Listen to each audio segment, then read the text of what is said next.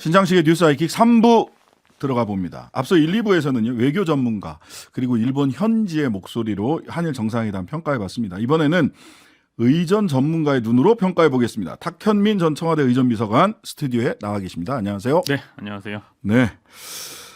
자, 또 어제 오늘 네. 네, 가짜뉴스의 진원지. 가짜뉴스의 진원지. 예? 윤석열 대통령이 의장대 사열받는 모습 보면서 윤 대통령이 일장기에 경례했다. 뭐 이런 취지로 SNS에서 글 올렸더니 조선일보가 가짜뉴스다라고 지적했습니다.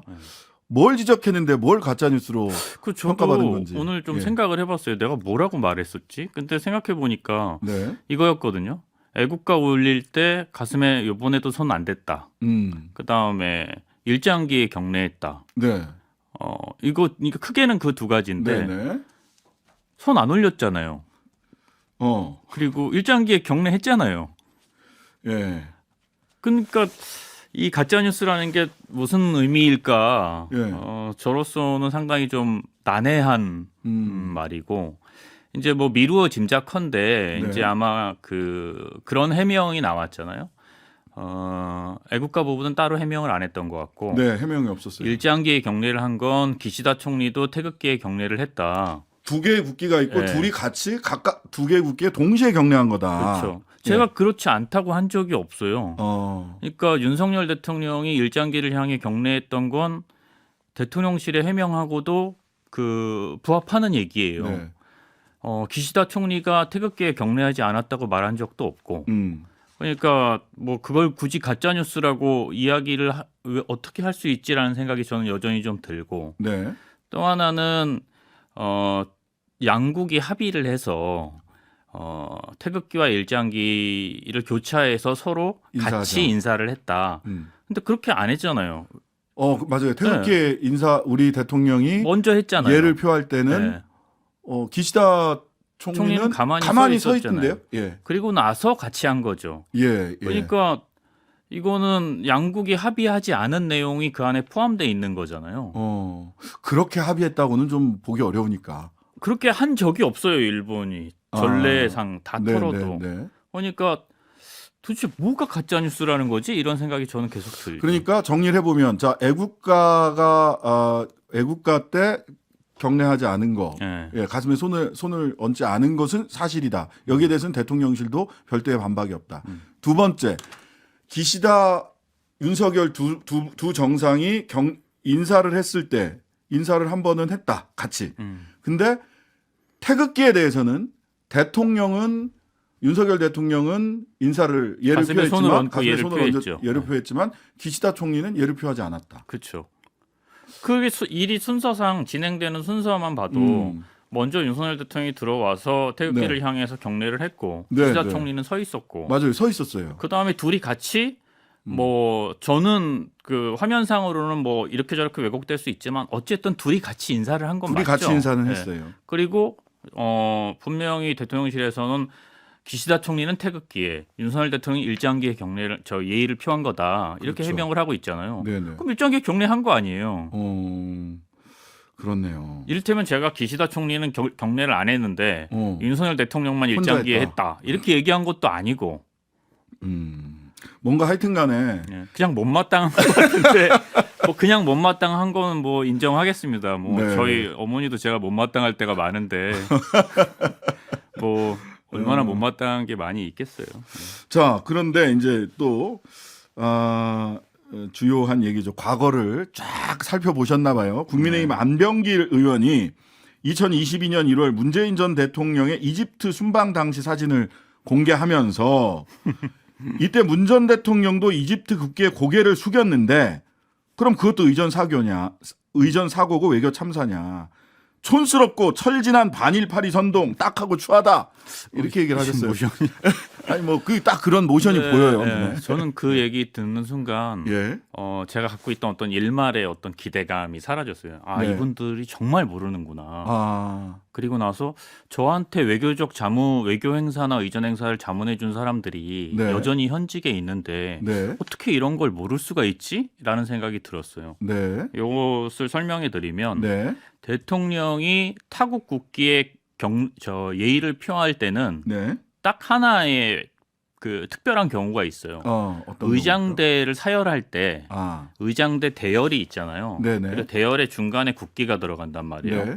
혹은 끝에 국기가 들어가는 나라도 있어요. 네. 근데 중간이든 끝이든 양국기를 요번에 일본처럼 양국의 국기를 같이 놓는 데가 있고 네. 자국기만 놓는 데가 있어요. 네. 자국기만 놓는 데는 우리 대통령이 사열을 하다가 예. 국기에 대한 경례를 할 데가 없는 거예요. 그렇네. 그렇기 때문에 상대방 국기에 예. 묵례, 그러니까 묵례는 사실은 눈인사고 예. 묵례가 맞는 표현인데 예. 묵례를 살짝 하는 거예요. 네. 거기 만약에 태극기와 상대방 국기가 같이 있었다면 네. 우리 대통령은 태극기에 경례를 해요.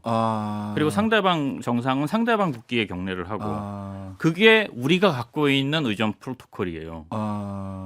이 프로토콜은 그 이전 정부는 모르겠으나 문재인 정부 같은 경우에는 임기 초기에 탄탄탄이라고 그 카자흐스탄 등등의 나라들을 순방할 때 만들어져서 임기 말 여기 있는 이집트가 거의 마지막 순방이었거든요. 네. 이때까지 그러한 상황에서 썼어요.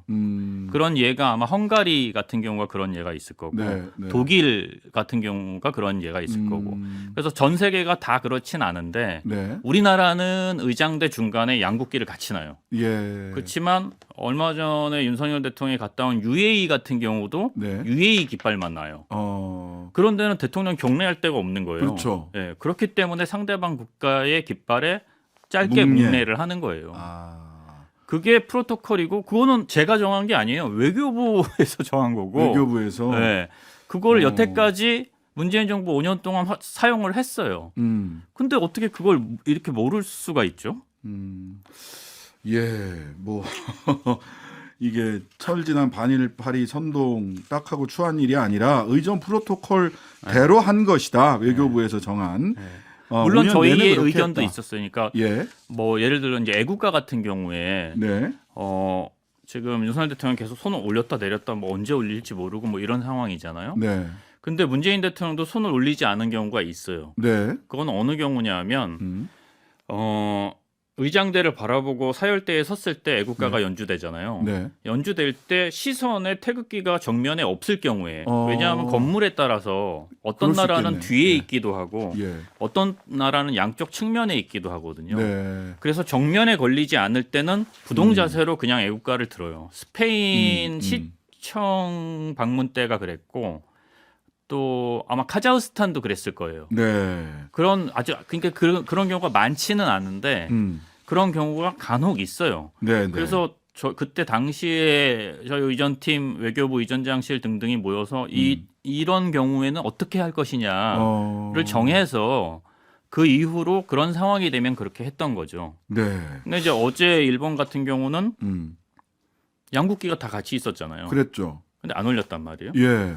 UAE 같은 경우는 UAE 깃발만 있었잖아요. 네. 근데 올렸단 말이에요. 그때는 올렸어요. 네. 맞아요. 그러니까 저는 이게 내가 이제는 이게 내가 이제 뭐가 문제가 있는가. 그래서 만약에 뭐 이렇게 못마땅하신 분들도 많이 있는 걸로 아는데 네. 정말 죄송합니다. 제가 헷갈려서 그래요. 제가 알던 것과 너무 다른 일이 자꾸 벌어지니까. 네. 네. 그새 뭐 많은 프로토콜이 다 바뀌었나 싶습니다. 그럼 바뀐 프로토콜의 기준과 원칙이 뭔지는 좀 알려줘야 오해를 우리가 하지 않을 수 있겠다. 제가 한 가지 오늘 네. 나오면서 네. 이런 얘기가 너무 소모적이고 네, 저도 네. 사실 제 일이 이제 있잖아요. 그렇죠. 의전비서관 할 때보다 더 많이 봐요 요즘 의전 편람을. 이게 말이 안 되잖아요. 내가 월급 받는 것도 아닌데 정말로 저도 이런 거 하고 싶지 않거든요. 그래서 이런 방법은 어떨까 싶어요. 네, 어떻게 하면 됩니까? 이거 진짜 순수한 마음에서 퓨어한 마음에서 이제 제안 드리는 건데 보안 사안이 아닌 의전 행사들은 우리한테 알려달라는 게 아니라 그 취재나 순방을 따라간 기자들한테 다만 한두 시간 전이라도 알려주면 어떨까. 이렇게 진행될 거다.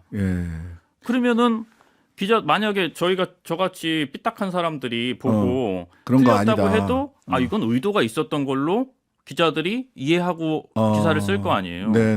그리고 본인들도 미리 정해질 테니까 훨씬 더 편하게 진행을 하실 거고. 에이, 설마 그렇게 할 리가. 윤석열 대통령께서도 이미 알려줬고 계획된 대로만 하면 된다. 그러니까 얼마나 편하시겠어요.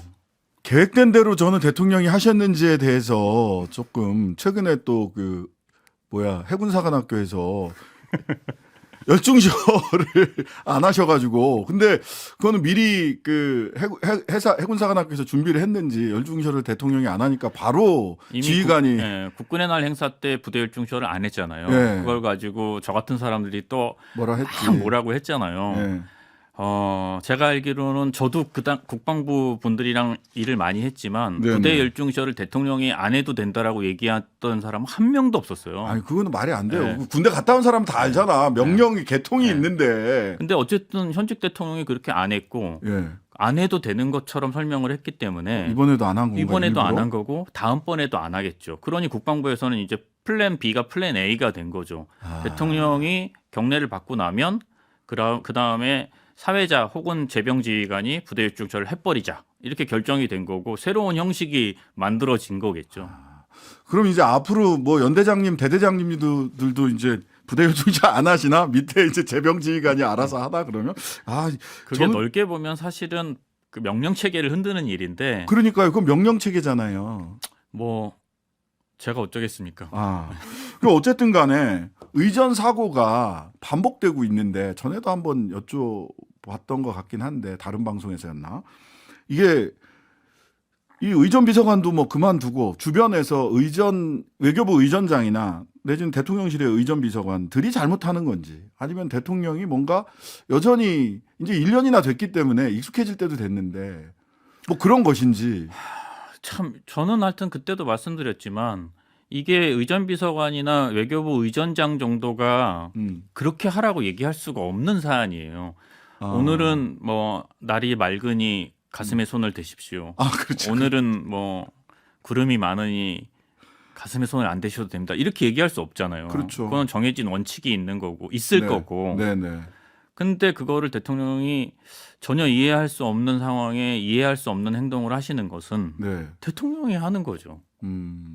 아니 이런 얘기도 있어요. 그 한일 정상회담 또 이제 한미 정상회담도 아마 한 달 정도 뒤에 있는 건데 의전 비서관이 갑자기 한일 정상회담 앞두고 사의를 표하면서 여러 가지 그 이유가 뭐냐. 근데 그 중에 하나 나오는 얘기가 이 외교부 관료 출신이잖아요. 그 의전 비서관이 사임하신 분이 외교부와 대통령실 사이에서 이게 조율이 힘들어서 사임했다라는 얘기도 있는데 혹시 뭐 관련해서 사임 이유 뭐 전해 들은 얘기 좀 있으세요? 글쎄 뭐 저한테까지 그런 고급 정보가 이제는 안 들어올 거고요. 네. 다만 그 외교부와 외교부 의전장실과 의전비서관실 혹은 외교부와 청와대 지금은 대통령실이죠. 그 사이에 긴장과 갈등은 늘 있죠. 늘 있다. 그걸 잘 조절하고 원칙을 세우고 원칙대로 진행하고 하는 것이 이제 사실은 의전비서관실의 업무이면서 동시에 또 외교부 의전장실의 업무인데 이번에 일본 방문 같은 경우에 이제 좀 볼썽사나운 모습은 그러니까 이건 100% 그냥 실무 의전팀의 실수라고 볼 수밖에 없는 지점이 하나 있는 게 애국가 처음에 이제 윤석열 대통령이 입장하고 우리나라 애국가가 울려 퍼질 때 수행원들이 늦게 도착했어요. 늦게 도착해서 우왕좌왕하면서 자기 자리 찾고 애국가는 연주되고 있고 뭐 이런 좀 일본은 딱 와서 줄을 서서 기다리고 있는데 그 상대적으로 팍 비교가 되는 장면이 있었잖아요. 맞습니다. 그거 같은 경우가 이제 대표적으로 실무적인 실수죠. 그러니까 장관부터 주요 수행원들이 그 행사에 참석하는데 그런 경우에는 주요 수행원들이 아무리 장관이라고 해도 적어도 대통령 도착하기 전에는 그 자리에 와 있어야 되거든요. 그럼 미리 보내야 돼요. 그러면 이제 거기서 이제 갈등이 생기는 거예요. 장관들은 대통령과 같이 천천히 들어가고 싶어하고. 그렇지. 그런데 실무진에서는 그랬다가는 저런 사고가 나니까 빨리 보내고 싶어하고. 거기에서 이제 의전비서관의 역할, 그 다음에 공조 이런 것들이 어느 정도 잘 되고 있는지가 눈에 보이는 거죠. 하여튼 간에 미리 한두 시간 전에라도 알려주면 자문에 응할 용의도 있어 보이시는 탁현민 비서관이었습니다. 980 하나님 그냥 탁현민이 잘못한 것을 정리합시다. 예. 지금까지 탁현민 전 청와대 의전 비서관이었습니다. 감사합니다. 예, 고맙습니다. 하루 종일 기다려지는 진짜 시사. 평일 저녁 6시 5분 신장식의 뉴스 하이킥.